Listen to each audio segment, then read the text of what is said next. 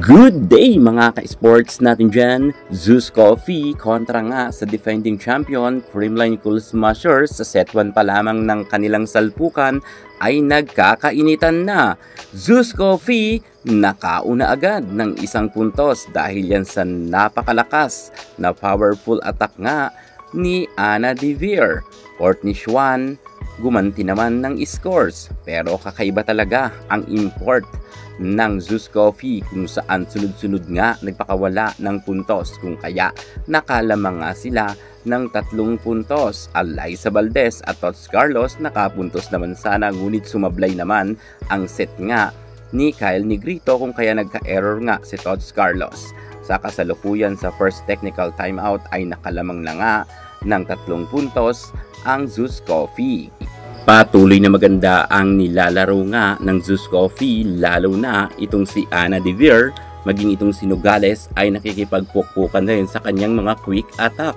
Medyo nahihirapan nga ang Creamline Cool Smashers at napa-time out na nga dito si Coach Sherwin Meneses dahil nga sa kalamangan nga ng Zeus Coffee. Ang Creamline nga ang naghahabol. Talagang pinupukpok sila ng mga malalakas na spike ni Ana Devere. Alyssa Valdez hindi rin naman nagpapadaig. At nariyan pa nga si Michelle Gamit na kung saan nga medyo mas gusto niya ang set nga ni Villarete at nakaka-score siya. Kyle Negrito pinapagpahinga muna ni Coach Sherwin Meneses. At eto, inuunti-unti nga ng Creamline na makadikit nga sila sa Zeus Coffee. At nangyayari naman ito, kanina kasi ay 5 puntos na ang kalamangan ng Zeus. Ngayon ay konti na lang ang habulin ng CCS. Sobra man ang ipinapakita or ipinapamalas na galing nga ni Courtney Xuan, ay mas malakas ata itong si Ana Devere.